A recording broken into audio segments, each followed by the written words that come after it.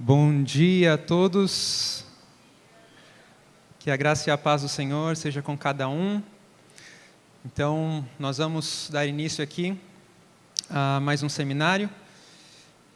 Para quem não me conhece, eu me chamo Jonathan, sou natural de Santos, e o tema que nós vamos falar é o que vocês conseguem ver ali, agricultura versus esportes.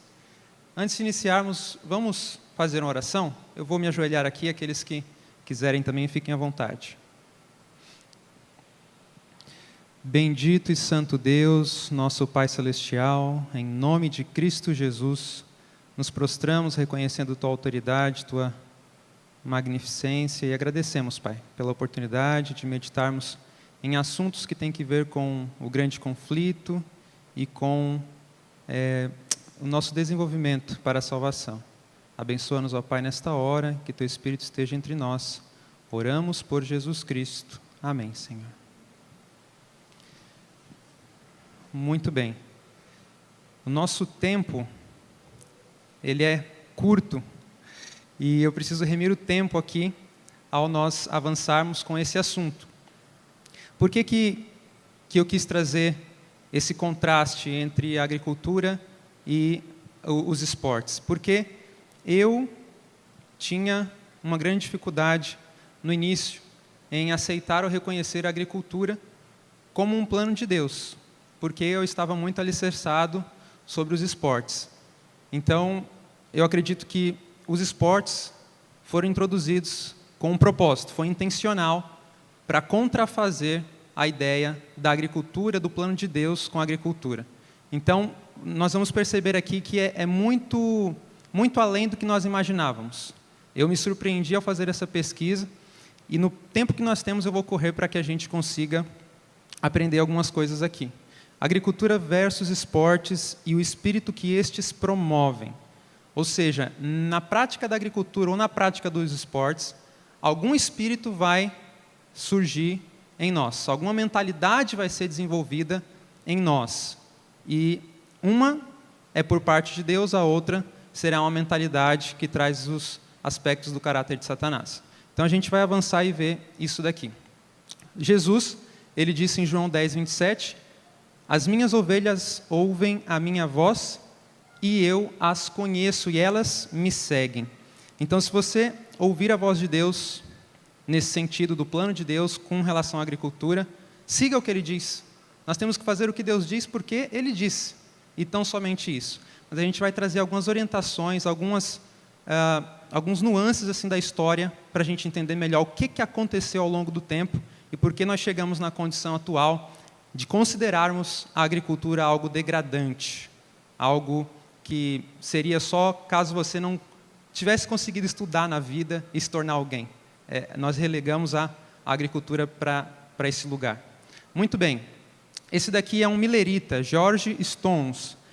Ele deixou para nós o legado da doutrina da imortalidade condicional da alma. E ele, como milerita na época, no ano de 1847, ele disse o seguinte: é bom nos lembrarmos de que apenas acabamos de emergir da era da escuridão da igreja. Ele está falando da Idade Média. E não devemos estranhar muito se descobrirmos que ainda usamos algumas vestimentas babilônicas, como se fossem o quê? Verdades. Uma dessas vestimentas babilônicas que nós ainda estamos vestidos são os esportes.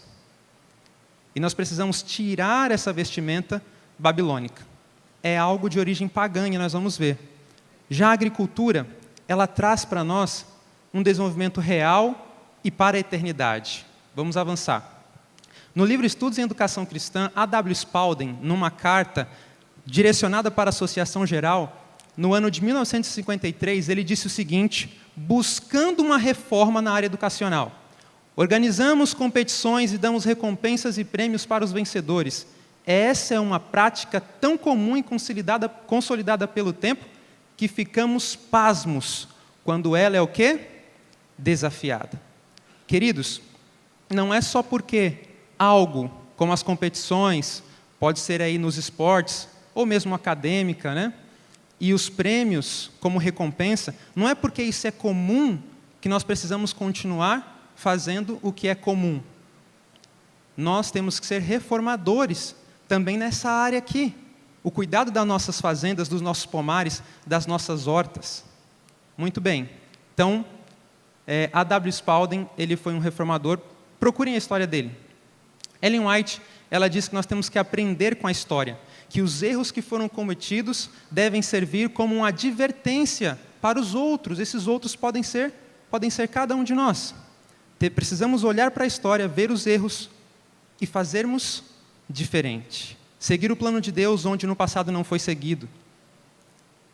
E, em Testemunhos para Ministros e Obreiros Evangélicos, ela diz uma proposta melhor. Vejam que ela não usa aqui a palavra esportes.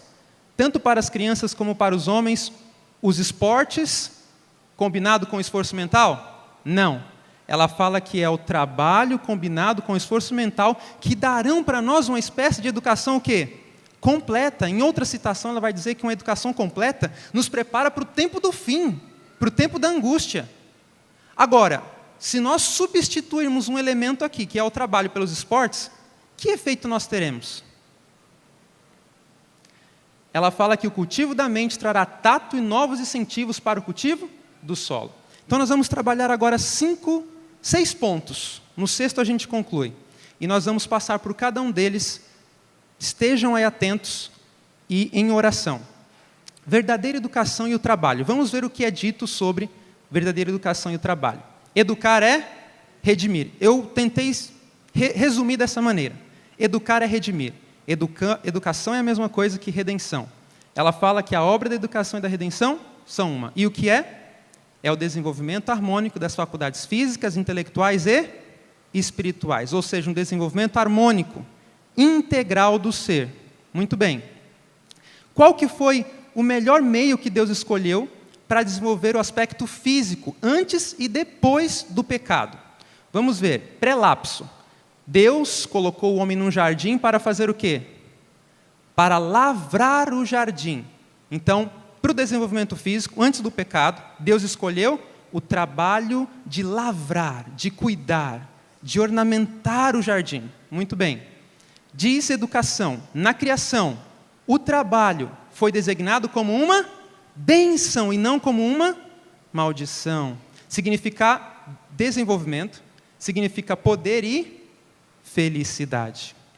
Agora vamos ver pós-lapso.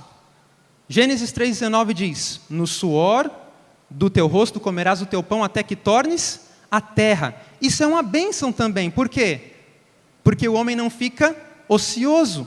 Ele está empenhado no trabalho de cultivo do solo. Enquanto ele faz isso, ele também tem a oportunidade de cultivar-se a si mesmo. Isso, a vida.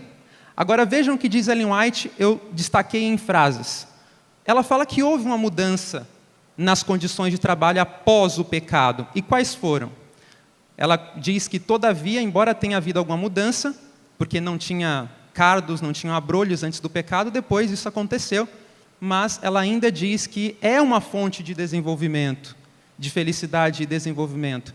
Exerce disciplina sobre o homem e também é uma salvaguarda contra a tentação e condescendência própria. Promove indústria, pureza e firmeza.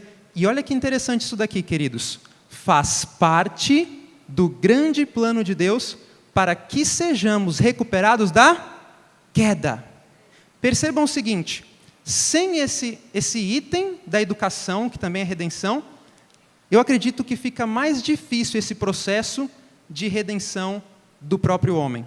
Agora, quando a gente segue mais de perto o plano do Criador, será cada vez mais próprio um desenvolvimento real do caráter para a eternidade. Agora, vamos ver no ponto 2, o plano de Deus para o desenvolvimento físico. A gente já lançou essa base, mas vamos aprofundar um pouco mais. O texto que está aqui, eu coloquei ali também, diz que nós devemos procurar trabalhar com as nossas próprias mãos. Eu trabalhava muito com o intelecto. E aí, quando eu aprendi que eu tinha que trabalhar com as minhas próprias mãos, eu não sabia nada com as mãos, não sabia fazer nada com as minhas mãos. E foi um processo de aprendizado longo. Adão, Moisés, vejam os personagens bíblicos, Davi, Eliseu, os jovens das escolas de profetas, Amós, Jesus, Paulo e muitos outros trabalharam com as suas próprias mãos. Por isso esses homens também foram uma grande influência e exerceram um trabalho de profundidade e de extensão muito grande, porque eles eram sólidos, eram firmes em suas convicções e em seus empreendimentos.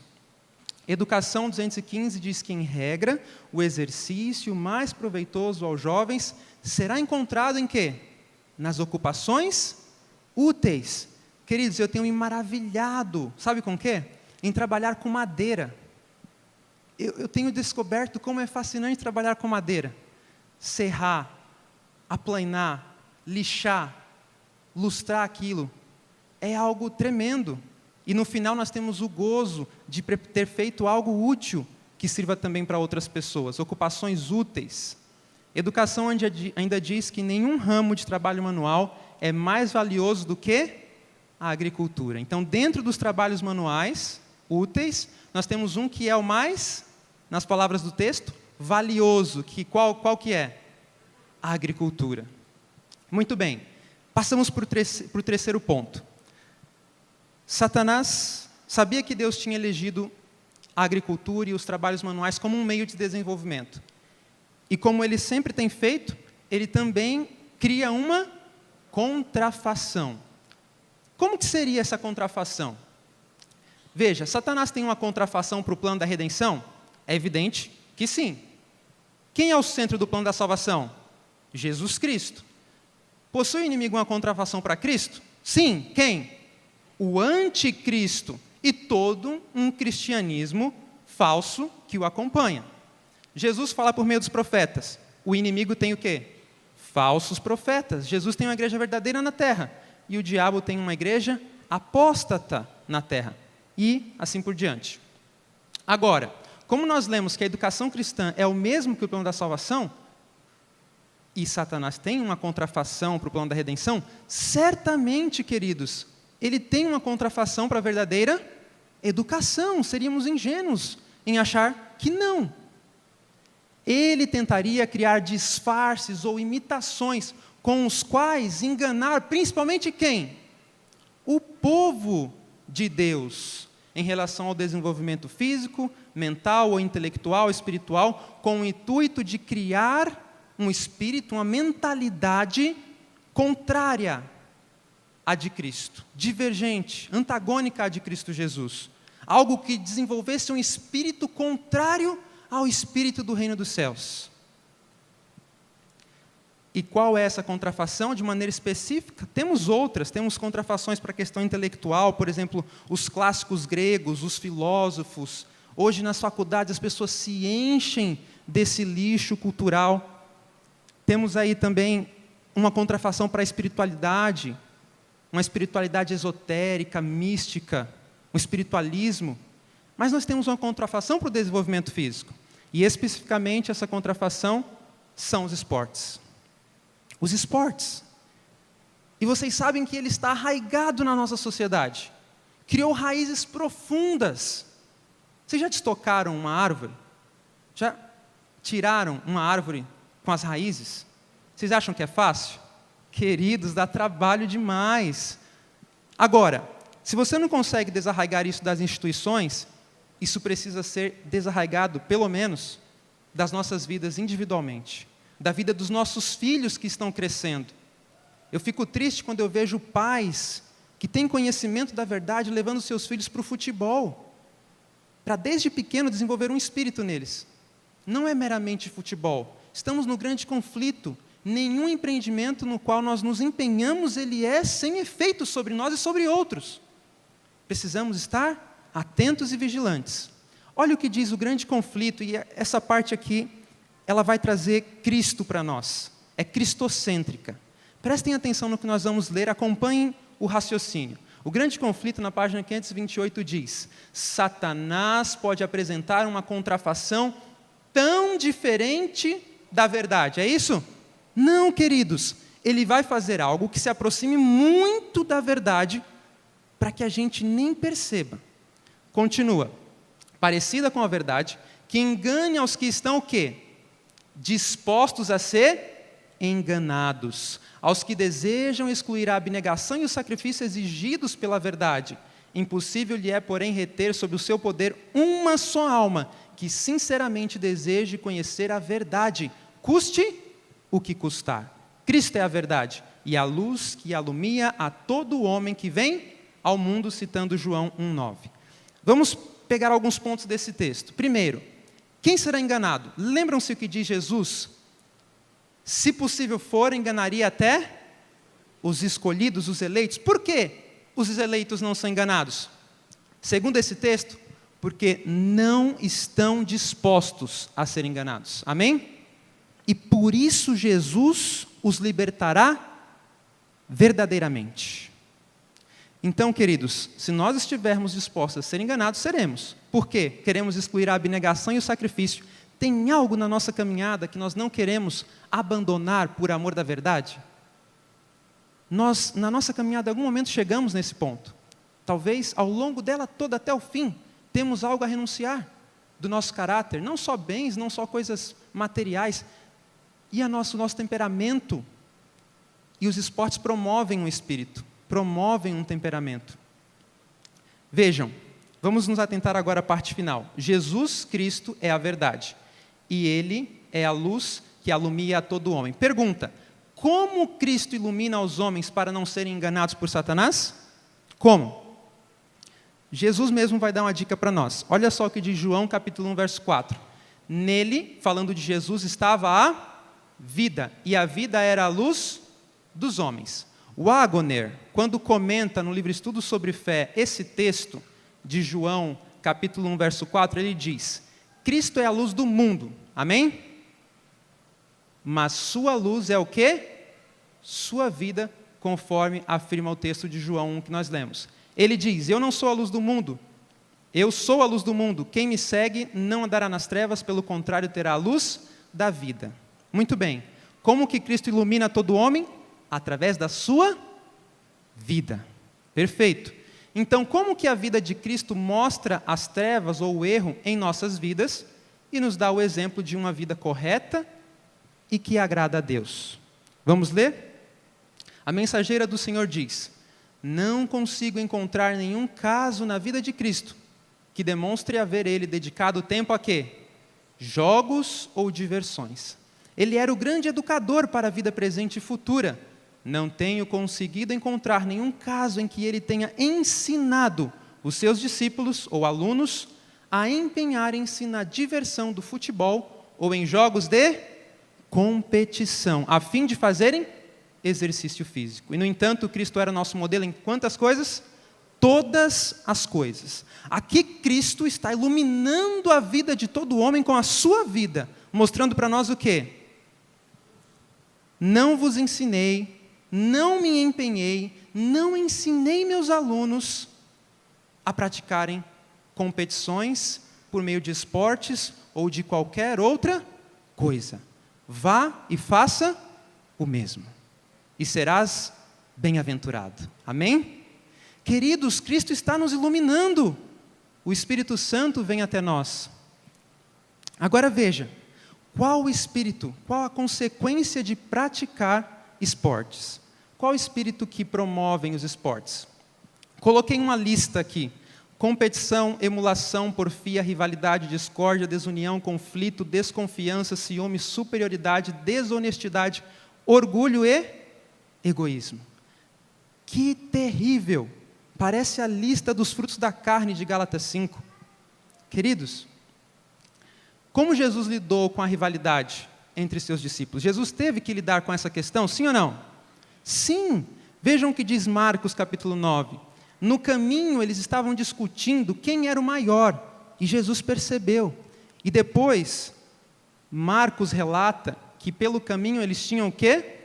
Disputado entre si qual era o maior. Qual que é a resposta de Jesus? Se alguém quiser ser o primeiro, será o derradeiro de todos e servo de todos. Tenta aplicar isso nos esportes. E o que vai acontecer? Não vai ter esporte. Percebam que esse é o princípio, é o espírito promovido pelo reino dos céus. E onde há rivalidade, Cristo procurou afastá-la, mostrando qual era a nossa missão aqui na terra. E a mensageira do Senhor diz sobre a rivalidade, que ela é uma ofensa a quem? A Deus. Carta 23b, 1894. Ela também diz na review que uma das estratégias de Satanás no grande conflito entre o bem e o mal é o quê, queridos? Alimentar o espírito de rivalidade. E qual uma das formas que ele faz isso? Coloca os esportes. E aonde que ele coloca? Lá de pequenininho, desde a infância, na escola. E quais são as consequências? Uma sociedade assoberbada e egoísta, como nunca viu em nenhuma época da humanidade. Vejam o que diz o livro Educação, ela falando sobre isso. Quão diversa é, porém, grande parte da educação que hoje se dá. Desde os tenros anos da criança, consiste ela num apelo ao quê? Competição e rivalidade. E alimenta o quê, queridos? O egoísmo, que é o quê? A raiz de quantos males? Todos os males. Percebam agora que isso daqui que é alimentado na infância é levado para outras instâncias da vida, lá na frente. Vamos ler essa notícia. Os 4 excessos da educação moderna que perturbam as crianças. Quais são? Excesso de coisas, opções, informações e rapidez.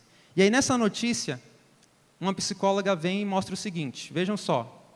Nesse estudo aqui, realizado na Universidade do Texas, ele revelou que quando as crianças brincam com o quê, queridos? Esportes bem estruturados, elas se tornam adultos menos criativos, em comparação com jovens que tiveram mais tempo livre para criar suas próprias brincadeiras. Na verdade, os psicólogos têm notado que a maneira moderna de jogar gera o quê? Ansiedade e depressão. Queridos, essa é a geração mais depressiva, com mais transtornos e síndromes que nós podemos imaginar. E uma das consequências é nós alimentarmos o egoísmo. Com o quê? Com os esportes. Desde quando? Desde tenra idade. Olha o que diz Ellen White em Primeiros Escritos. Se o orgulho e o egoísmo, que é a raiz de todos os males, fossem postos de lado, quantos minutos? 5 minutos bastariam para remover a maioria das dificuldades. Por que a gente tem tanto entrave numa comissão de igreja, tanta dificuldade para escolher o que a gente vai preparar no evento? Por que a gente tem tanto entrave, tanto problema dentro do seio da família? Queridos, algo desde lá da infância foi alimentando esse egoísmo. E a gente às vezes continua ainda alimentando, em vez de se abnegar para praticar aquilo que Deus disse que nós poderíamos praticar como um privilégio. Não como um peso sobre nós, mas como um privilégio que Deus nos deu. E aí ela fala também da rivalidade institucional. Ela fala que não haja anexação, concorrência, criticismo, mas cooperação é o plano de Deus para as suas instituições. Então, uma instituição tem um prédio assim, aí a outra instituição tem um prédio que faz um prédio maior. Aí a outra faz um prédio maior. Queridos, o que é isso? Foi o espírito de rivalidade alimentado ao longo de uma vida. Ela diz também, competição entre as pessoas. O pecado de muitos pais é competir nas questões de vestuário e ostentação com seus vizinhos e membros da igreja. Será que há competição dentro da igreja? Ela está falando aqui do vestuário. Sim. E isso pode ser resultado de algo que foi sendo alimentado ao longo da vida. Talvez por meio também dos esportes. Quarto ponto que nós vamos falar aqui agora. Por que não praticar os esportes? Uma resposta objetiva para isso seria o seguinte: pois Deus disse, e ponto. Olha, Deus disse, ponto. Nós temos que, como soldados numa batalha, simplesmente obedecer à voz do comandante. Ele é o comandante, ele é o estrategista, ele sabe onde nos colocar e o que fazermos no campo de batalha. E ele também incentiva o desenvolvimento da individualidade. Mas nós vamos ver algo mais. Quero trazer um ponto de equilíbrio.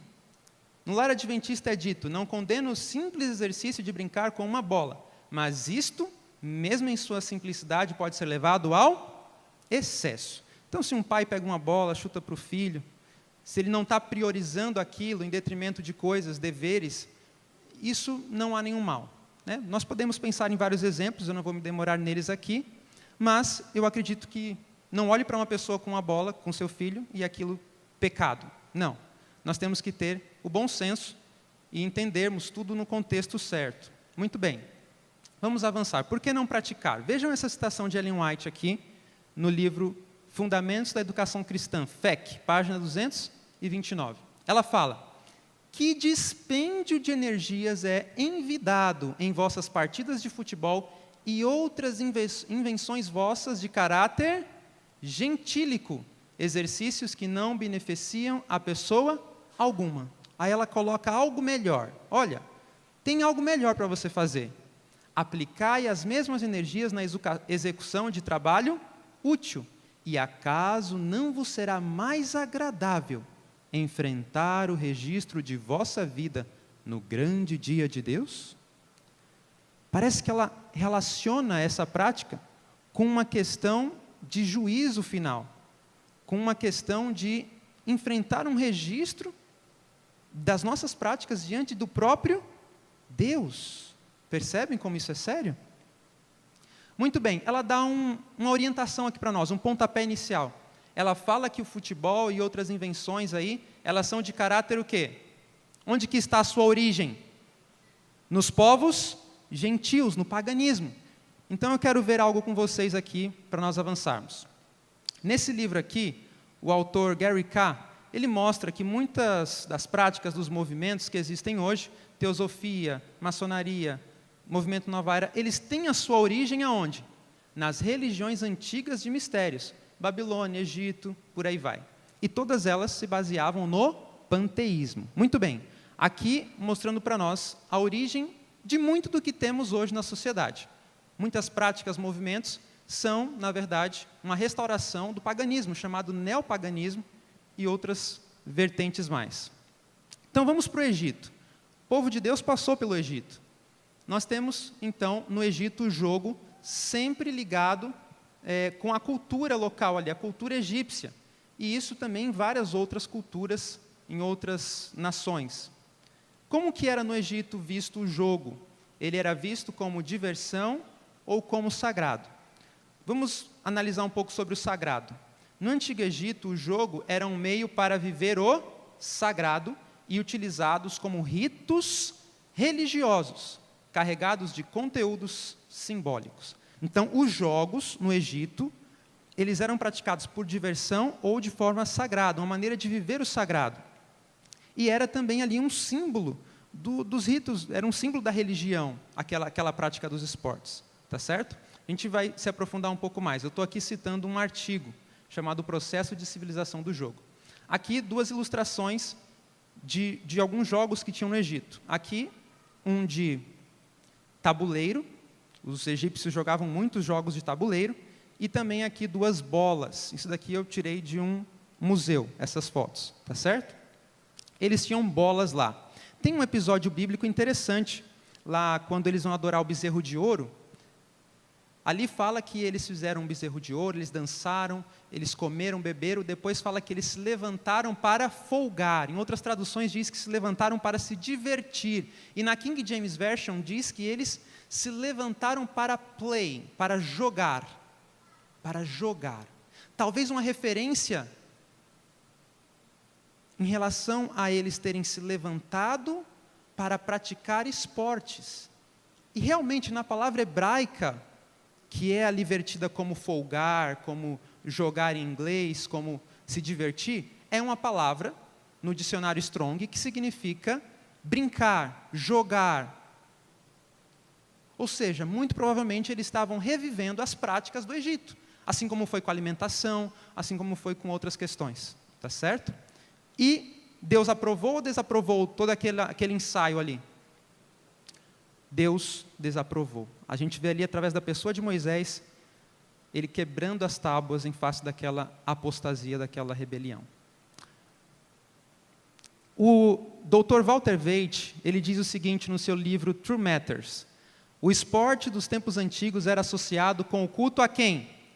Ao sol. E o simbolismo empregado nos jogos modernos reencena as vitórias das divindades solares. Vejam que interessante. Marcando um gol com a bola de sol, a bola então representa o quê? Que astro? O sol. Marcando um gol com a bola de sol, foi igualado com o triunfo da luz sobre a escuridão, bem sobre o mal. A bola é um símbolo do sol em todos os esportes, como futebol, hóquei, basquete e cricket. Percebam que no ocultismo não é como nós olhamos por meio da cosmovisão bíblica. No ocultismo, a luz é Lúcifer, Satanás e os seus seguidores, e as trevas é o próprio Deus, como um Deus tirano. Então, percebam que aqui, no ocultismo, isso se inverte, tá certo?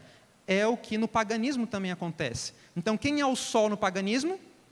É Lúcifer. É uma vitória de Lúcifer contra Deus. Percebem? Então, sempre que é marcado um gol com a bola, é como se Satanás estivesse triunfando sobre Deus. Mas, queridos, Satanás não se importa se a gente sabe disso ou se a gente não sabe. Ele não se importa. O que ele quer é o resultado dessas práticas, o espírito que essas práticas vão promover em nós, em cada um de nós. Muito bem, isso está na página 223 do livro do Walter Waite. Vamos ver agora na Grécia. Os povos egípcios, e principalmente os mesopotâmicos, podemos colocar aqui Babilônia, influenciaram diretamente o entendimento do povo grego sobre o jogo e o lúdico. Então, é sempre assim, tanto de um lado quanto do outro. Alguém influenciou alguém, que influenciou alguém, que influenciou alguém. Nada surgiu nessa época. A gente foi se alimentando de algo do passado. Assim é com a Bíblia, os profetas. Um profeta escreveu, outro profeta também, sem contradizer a luz anterior, e assim nós temos a Bíblia, o espírito de profecia. E aí o Egito influencia a Grécia. Só que na Grécia, o jogo, ele perpassa por relações mais amplas. Sagrado, ético, educação, questão social, política, as quais foram norteadas principalmente por filósofos como Platão e Aristóteles. E, em Roma, o Império Greco-Romano, ele inicia algo diferente. Com os anfiteatros, agora você não só participa ativamente nos jogos, mas você também agora se torna expectante. Você se torna um participante passivo dos jogos. E isso a gente tem hoje largamente por meio dos jogos. Agora a gente vai ter a FIFA 2022, vai ser transmitido e as pessoas vão assistir e vão continuar também se alimentando do mesmo espírito. Isso daqui eu vou passar rapidamente. O apóstolo Paulo, ele usa como exemplo os jogos ali da sua época, mas por que Paulo usou isso? Será que ele estava incentivando as práticas esportivas dos gregos e romanos? Queridos, evidentemente que não. Eu não vou me delongar nesse ponto. Agora eu quero avançar para uma parte mais interessante. Aqui nós temos a Universidade de Paris. Ela existe há séculos. Ela foi criada na Idade das Trevas, na Idade Medieval, e ela é uma universidade católica. A Universidade de Paris, ela tinha um padrão de educação, era chamado modus parisiensis, que era estimulada por práticas competitivas e também prêmios. Esse era o método deles de ensino, poderia ser chamado de pedagogia da emulação. Pedagogia da emulação. E ela acabou se espalhando pela França, pela Europa, e por que não dizer, também se espalhou pelo mundo. Muito bem. O modus parisiensis também serviu de base para a pedagogia de um grupo que vocês conhecem, que são os jesuítas. Eles criaram a sua educação, o Ratio Studiorum, com base na Universidade de Paris. Avançando um pouco mais aí para a era da Revolução Industrial, nós temos Sir George Williams. A gente sabe que a Revolução Industrial começou na Inglaterra e também muitos problemas começaram juntos com a Revolução Industrial. Um dos problemas foi o que a gente vai ler aqui. Em 6 de junho de 1844, olha só, a gente conhece bem esse ano. Consternado com as difíceis condições de vida dos jovens trabalhadores em Londres, ele reuniu um grupo de colegas e fundou a Associação de Jovens Cristãos, para mobilizar os jovens para a sua vida espiritual. Agora, como que ele faria isso? A associação promove o cristianismo o quê? Muscular, ou seja, o esporte como meio de escapar do álcool e de outros vícios. Então, o que estava acontecendo? Na Revolução Industrial, as pessoas se apinhavam em torno das indústrias, e aí construíram ali as cidades em torno das indústrias, e os filhos agora ficavam meio que abandonados. Era propício para eles se envolverem com vícios, como o álcool e outras coisas. Então, ele, numa atitude louvável, numa boa iniciativa, ele cria uma associação. Só que a ideia dessa associação era promover o cristianismo o quê?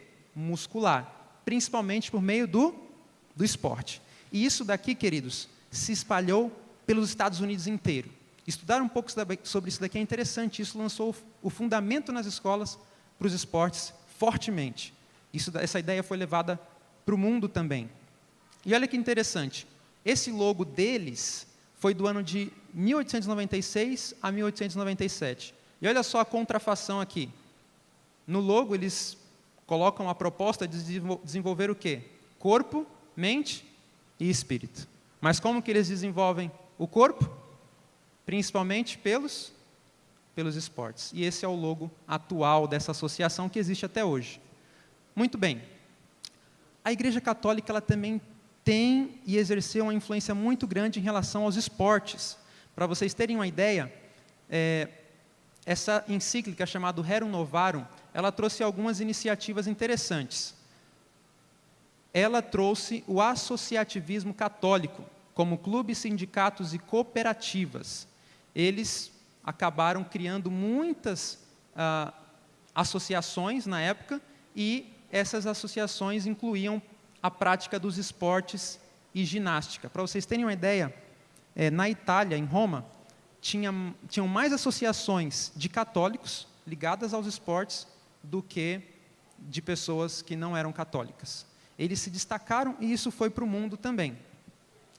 E eles também, diante do trabalho intenso, na época da Revolução Industrial, eles criaram um dia de descanso.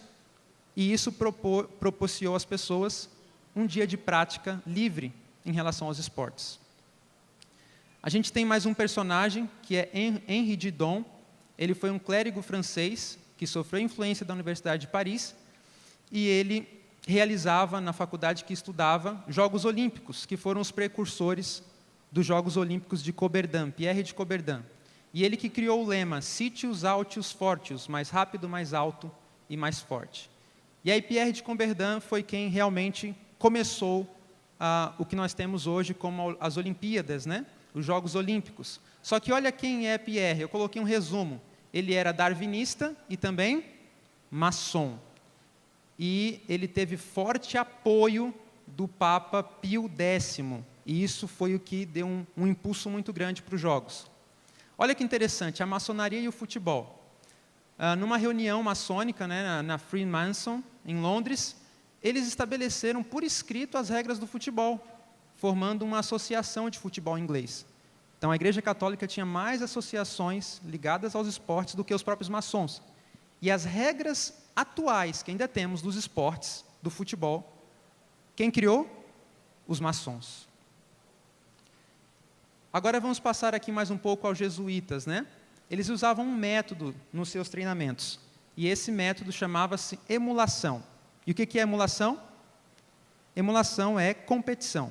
Esse era o método que eles usavam.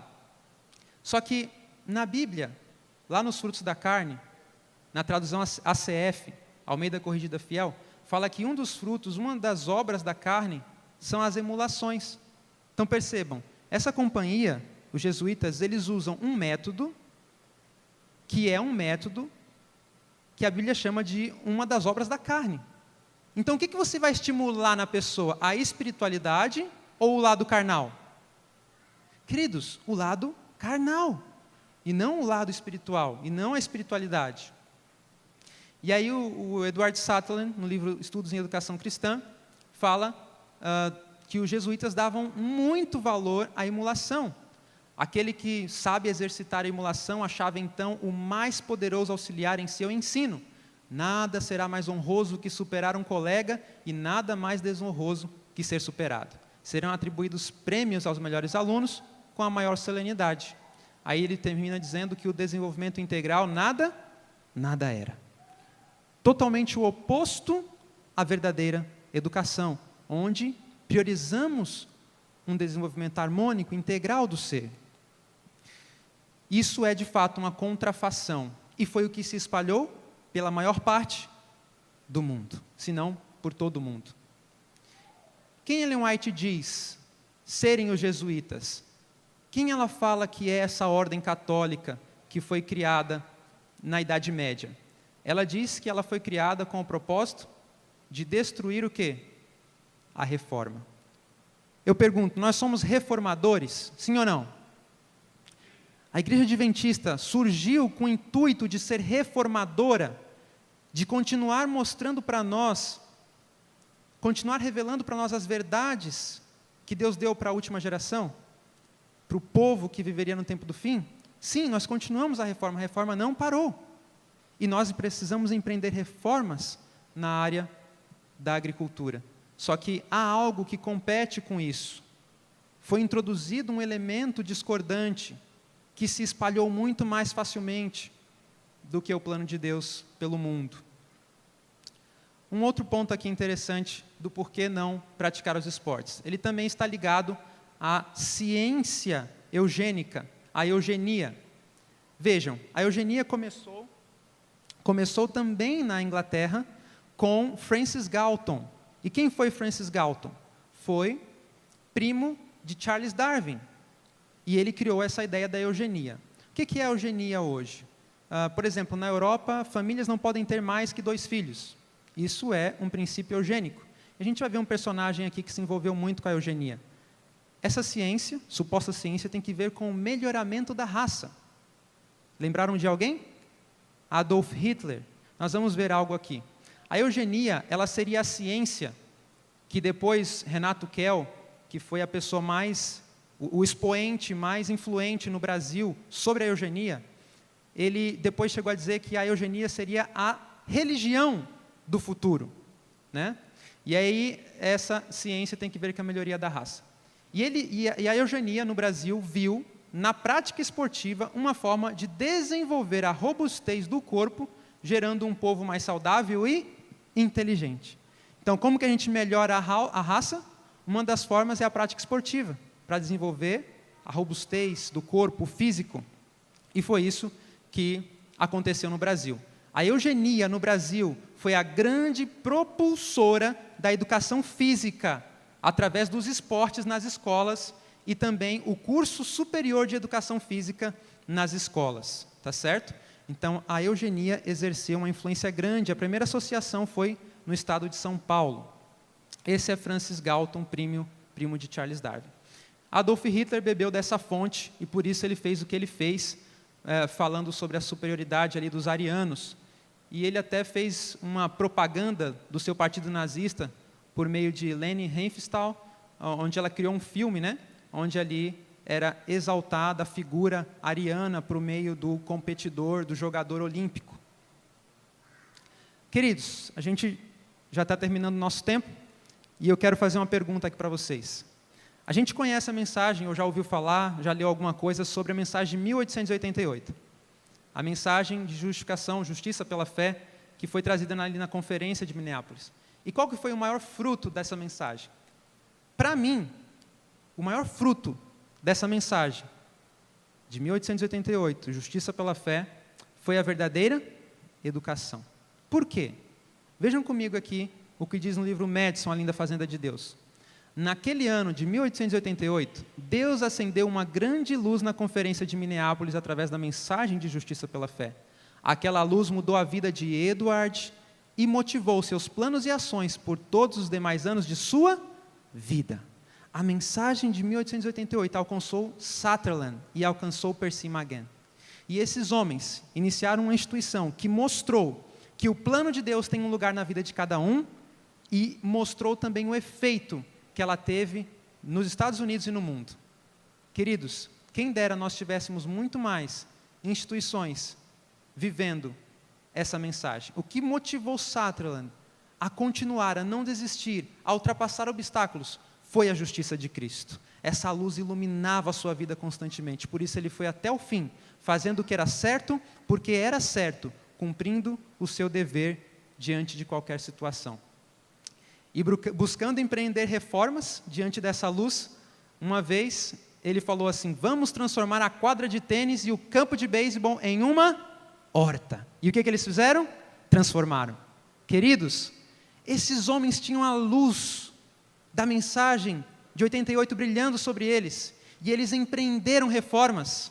Eles foram homens de coragem, homens que continuaram fazendo o que era certo porque era certo, amavam a verdade, amavam a mensagem que Cristo deu à sua igreja. E nós precisamos hoje de pessoas que levem a sério aquilo que Deus disse, que levem a peito aquilo que Deus deixou para nós como um legado. E nós precisamos continuar avançando na reforma. Avondale também foi uma escola modelo, agora na Austrália. E vejam que interessante, por que Ellen White foi para a Austrália? Mandaram ela para a Austrália, porque ela estava pregando sobre justiça pela fé com outros 2 homens ali, Wagner e Jones, e aí ela foi para a Austrália. Mas o que aconteceu lá na Austrália? Outra escola modelo, Avondale. Percebem o fruto da mensagem de 88 também na verdadeira educação, com as escolas de Madison e a escola de Avondale? Mas Avondale também tinha algumas dificuldades. Nesse relato aqui, eu vou passar rápido, foi um feriado, em abril de 1900, tinha uma reunião, e depois dessa reunião, a tarde ficou livre. E nessa tarde livre, houve brincadeiras e esportes entre os alunos. E aí, Ellen White, ela fala que o que aconteceu ali foi uma grotesca pantomima, mentira ardilosa, embuste, e apresentada, né? E representaram ali a mente do inimigo, alguns de maneira deveras imprópria. Então ela teve uma visão depois do que aconteceu à tarde, após a reunião, e ela viu que foi algo grotesco. Eles se envolveram em brincadeiras e em esportes. Aí ela diz assim: foi-me apresentada uma visão das coisas. Visão em que os alunos estavam o quê, queridos? Jogando partidas de tênis e de cricket. Foram-me dadas, então, instruções quanto ao caráter dessas diversões.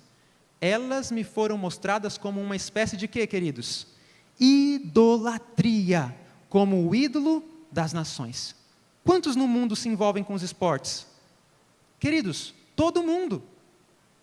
E todos os esportes, todas as modalidades, as Olimpíadas juntam todas essas modalidades. Então percebam, ela vai continuar ainda a citação. Ela diz assim: havia no campo de esportes, prestem atenção, mais que espectadores visíveis. Satanás e seus anjos ali estavam, produzindo impressões nas mentes humanas. Anjos de Deus, que ministram aos que hão de herdar a salvação, também se achavam presentes, não para aprovar, mas para dar sua desaprovação. Sentiam-se envergonhados. Quem se sentia envergonhado? Os anjos, de que tal exibição fosse apresentada por professos filhos de Deus. As forças do inimigo obtiveram decidida vitória, sendo Deus desonrado. Aquele que deu a vida para purificar, enobrecer, santificar os seres humanos foi ofendido com o que ali se fez. Lembram-se da citação que nós lemos? Que o espírito de rivalidade ofende a Deus?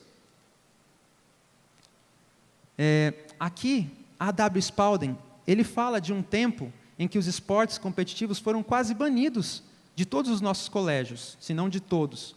Só que as pessoas não continuaram as reformas, e depois ele voltou com muita força, né, por conta que os estudantes e os pais queriam isso, e nós cedemos mais uma vez. E o motivo, mais uma vez, é que falhamos em estudar, seguir e desenvolver as instruções dos testemunhos do Espírito de Deus. E volta e meia nós tropeçamos nessa pedra. Volta e meia nós cometemos o erro de não seguir o que o comandante nos orientou. De não seguir os testemunhos. Com medo, com receio, não sei porquê. Mas falhamos e falhamos.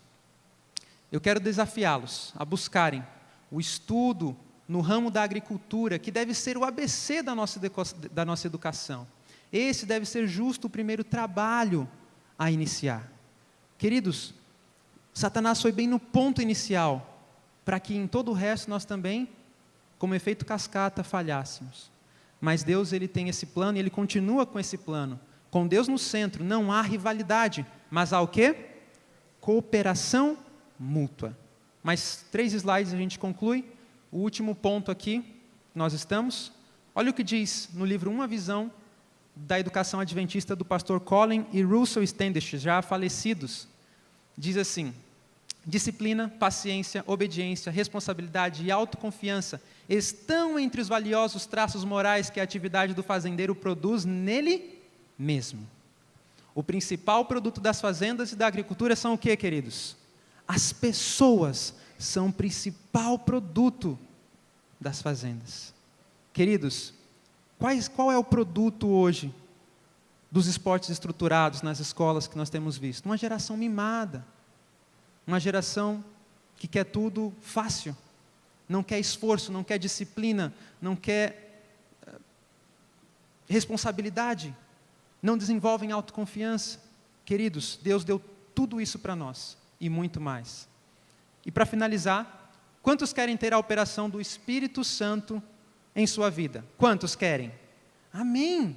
Agora, a pergunta contrária parece ser tola, mas não. Quantos querem ter neutralizada a operação do Espírito Santo em sua vida? Quantos querem ter neutralizada? Acredito que a resposta é que ninguém aqui quer ter a operação do Espírito Santo neutralizada em sua vida. Mas vejam uma das formas de fazer isso. Quando os alunos da escola foram para seus jogos de competição e jogo de futebol, quando se absorveram na questão do divertimento, Satanás achou boa ocasião de entrar e neutralizar o Espírito de Deus em moldar e serviço do agente humano. Então Satanás se aproveita disso, queridos, para neutralizar a operação do Espírito Santo em nossas vidas. E na vida dos nossos filhos. E na vida dos nossos filhos. Eu não tenho filhos, mas acredito que vocês têm. E o meu apelo final é o seguinte, é o que disse lá Josué: portanto, prestem obediência e serviço ao Senhor, de modo sincero e fiel. Joguem fora os ídolos. E eu me refiro ao que aqui? Aos esportes, que foram adorados pelos pais de vocês quando eles viviam para lá do rio Eufrates no Egito. Sirvam somente ao Senhor. Escolham hoje a quem querem prestar obediência, dar obediência. Será que vão querer servir aos deuses falsos dos seus pais do leste do Eufrates? Ou os deuses falsos dos amorreus destas terras? Quanto a mim, escutem, eu e a minha casa serviremos ao Senhor. Querido, o apelo que eu faço não é para instituições, não é para organizações, é individual. Que cada um tenha esse apelo para si, de buscar não só abandonar os esportes e se empenhar na prática da agricultura como um meio de desenvolver o físico, o mental e o espiritual, mas um apelo para que você se atente para as orientações de Deus nos testemunhos. Siga-as o mais de perto que lhe for possível, e você não se arrependerá. Amém? Deus seja louvado. E nós finalizamos por aqui, que nós possamos continuar a pesquisar sobre esse assunto, porque Deus tem muito ainda que nos ensinar, tá bem? Vamos nos ajoelhar para finalizar com a oração? Santo e bom Pai Celestial, bendito seja o Teu nome, Senhor. Nós queremos exaltá-lo e glorificar o Teu nome com as nossas vidas. Portanto, ó Pai, dá-nos o Teu Espírito Santo. Abre os nossos entendimentos, as nossas mentes, para que possamos pesquisar a verdade e amá-la, custe o que custar. Que não venhamos nunca nos virar de costas contra as Tuas revelações. Senhor Deus, ajuda-nos a buscar a prática do que o Senhor nos ensinou, o trabalho agrícola, e o Senhor nos ensinou dando o exemplo, plantando um jardim no Éden. Ajuda-nos a nos despir destas vestes babilônicas e receber a veste da justiça de Cristo. Que essa luz ilumine sobre nós. É o que te rogamos. Continua com os palestrantes, com os seminários, com este lugar, cada pessoa aqui. Em nome e por amor de Jesus, pedimos e agradecemos. Amém, Senhor. Amém.